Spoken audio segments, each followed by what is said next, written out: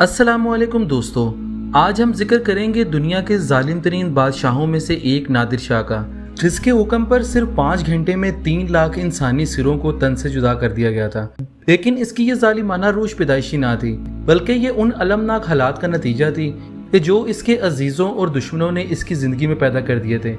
نادر شاہ 22 نومبر 1688 عیسوی ایران کے ایک گاؤں میں پیدا ہوا۔ اس کا باپ ایک محل کا حاکم تھا۔ نادر شاہ ابھی کم سن ہی تھا کہ اس کا باپ مر گیا اور اس کے چچا نے محل پر قبضہ کر لیا۔ نادر کا بچپن اپنے غاصب چچا کی بدولت نہایت دردناک اور مشقتوں سے بھرپور تھا، لیکن یہ تکلیفیں اس کے عزائم کو نقصان نہ پہنچا سکیں۔ اس نے جوانی میں قدم رکھتے ہی فیصلہ کیا کہ وہ اپنے باپ کے حقوق اور اپنے گزشتہ تمام دکھوں کا بدلہ ضرور لے گا۔ چنانچہ اس نے لوٹ مار کرنے والوں کا ایک گروہ بنایا اور تجارتی قافلے لوٹنے لگا۔ آہستہ آہستہ اس کی جماعت اور ان کی کاروائیاں اتنی بڑھ گئیں کہ خود شاہ ایران بھی اس سے خوف کھانے لگا۔ طاقت و قوت حاصل کرنے کے بعد نادر شاہ نے اپنے ہاتھوں سے اپنے چچا کا قتل کیا اور اپنے باپ کے قلعے پر قبضہ کر لیا۔ کچھ ہی عرصے بعد نادر شاہ ایسا زہر آور ثابت ہوا کہ شاہ ایران نے نادر شاہ سے صلح کی درخواست کی اور اسے اپنے دربار میں سرداری کا عہدہ بھی دیا۔ شاہ ایران کی ملازمت میں نادر شاہ نے کئی بہادرانہ کام سر انجام دیے، عثمانی ترکوں اور افغانیوں کو بہت سے مارکوں میں شکست دی، اور اسی کے ساتھ روس کو دھمکیاں دے کر اس نے تمام ایرانی علاقے واپس لے لیے۔ یہاں تک کہ فوج کا ایک مقبول لیڈر بن جانے کے بعد نادر شاہ نے شاہ ایران کو معزول کر لیا اور خود ایران کے تخت و تاج کا مالک بن بیٹھا۔ نادر شاہ اپنی رسم تاج پوشی کے فوراً بعد اندار پر حملہ کرنے کے لیے روانہ ہوا۔ سلطنت عثمانیہ اور ہندوستان کے مغل شہنشاہ اس کی بادشاہت کو تسلیم کر چکے تھے، لیکن بہت سی وجوہات کی بنا پر وہ کابل اور غزنی کو فتح کرتا ہوا ہندوستان میں داخل ہوا۔ اس وقت ہندوستان کے تخت پر محمد شاہ رنگیلا جلوہ افروز تھا۔ اس کی عیاش طبیعت کا چرچہ ہر طرف تھا۔ ہندوستان میں کرنال کے مقام پر مغلوں اور نادر شاہ کے درمیان یہ ایک یک طرفہ معرکہ ہوا۔ محمد شاہ رنگیلا کی نااہلی کا یہ عالم تھا کہ وہ دلی سے صرف 70 کلومیٹر کی دوری پر بھی اپنی پوری فوج جمع نہ کر سکا، اور یہاں تک کہ توپ خانوں کو وہ کہیں پیچھے چھوڑ آئے تھے۔ نتیجتاً نادر خان کے توپ خانوں نے ہندوستانی افواج کو بھون کر رکھ دیا، اور محمد شاہ رنگیلا کی 1 لاکھ فوج کے مقابلے نادر شاہ کے 25,000 سپاہی فتح یاب ہوئے۔ 11 مارچ 1739 عیسوی نادر شاہ بحیثیت فاتح دلی شہر میں داخل ہوا۔ یہاں کے شہری پہلے تو دب گئے، لیکن جلد ہی ایرانیوں کے خلاف بلوے شروع کر دیے۔ نادری سپاہ نے انہیں روکنے کی بہت کوشش کی، لیکن بلوائیوں کی تعداد بڑھتی ہی گئی۔ انہوں نے جگہ جگہ آگ لگا دی اور ایرانی فوج کے کئی آدمی زندہ جلا دیے گئے۔ اس وقت تک ایرانی سپاہیوں کو تلوار چلانے کی اجازت حاصل نہ تھی۔ کچھ ہی دیر بعد نادر شاہ حالات کا جائزہ لینے کے لیے شہر میں نکلا تو اس پر بھی پتھراؤ شروع ہو گیا، یہاں تک کہ کسی مکان کی چھت سے اس پر بندوق سے فائر بھی کیا گیا۔ یہ گولی اس کے برابر کھڑے ایک ایرانی سردار کو جا لگی۔ یہ دیکھ کر نادر شاہ غصے میں ایسا بپھرا کہ اس وقت اس نے قتل عام کا حکم دے دیا۔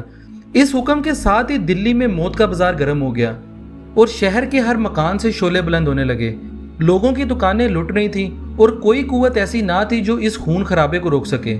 آخرکار عمرہ دلی کی منت و سماجت پر یہ قتل عام کو منسوخ کیا گیا، لیکن اس وقت تک دلی کے 3 لاکھ شہری اپنی جان سے ہاتھ دھو چکے تھے۔ ان تمام لاشوں کو قطار در قطار رکھ کے جلایا گیا۔ اس کے باوجود اتنا تعفن پھیلا کہ سڑکوں پر چلنا لوگوں کا محال ہو گیا۔ اس قتل عام کے بعد نادر شاہ ہندوستان اور اس کے عمرہ اور جاگیرداروں کے خزانوں کی طرف متوجہ ہوا۔ مغلیہ خزانوں سے تمام جواہرات، سنہرے ظروف اور دیگر قیمتی سامان لوٹ لے جانے کے بعد نادر شاہ نے مزید 20 کروڑ روپے کا مطالبہ کیا۔ اس مطالبے کو پورا کرنے کی خاطر انتہائی صدیوں سے بند تہہ خانے کھول دیے گئے، اور جو دولت مغلوں نے 400 سال میں جمع کی تھی یہ سب کے سب نادر شاہ کے ہاتھ لگی۔ اس کے بعد یہ حکم جاری ہوا کہ شہر کے تمام رعایا اپنی اپنی دولت اور مال و اسباب کی فہرست لے کر حاضر ہو، اور نادر شاہ کو اختیار تھا کہ ان میں سے وہ جو چیز چاہے پسند کر سکتا ہے۔ تمام رعایا اپنے اپنے مال کا حساب لے کر حاضر ہوئی، اور یہاں ان کی ایسی آبرو ریزی کی گئی کہ کچھ لوگ اپنا حساب کتاب مکمل ہونے کے بعد شرمساری سے خودکشی کر لیتے، اور تو کچھ لوگ حساب کتاب شروع ہونے کے ڈر سے مطلوبہ رقم نہ ملنے پر سرعام ان کے تھپڑ اور گھونسے رسید کیے جاتے، اور اگر کوئی غلط گوشوارے لے کر آتا تو اسے درندوں سے ایسا زد و کوب کیا جاتا اور ان کی اتنی مار پٹائی کی جاتی کہ ان کے جسم سے خون جاری ہو جاتا۔ شہر کے بڑے بڑے عمرہ شرفا کے ساتھ چوروں اور موالیوں جیسا سلوک کیا جانے لگا۔ نادر شاہ کی دلی سے روانگی تک یہ سلسلہ یوں ہی چلتا رہا۔ اسی طرح دلی کی عوام سے قریباً 4 کروڑ روپے وصول کیا گیا۔ और इसमें से अक्सर दौलत नादिर शाह ने शाही खजाने में जमा की और बाकी रकम का कुछ हिस्सा फौज में तकसीम कर दिया गया। इस तमाम कत्लेआम के बाद ईरानी सिपाहियों ने गल्ले के तमाम खेत अपने कब्जे में ले लिए थे। 100 अशिया खुर्द नोश इंतहाई नायाब हो गई थी, यहाँ तक कि गेहूं का रेट 7 रुपये सेर तक जा पहुंचा था।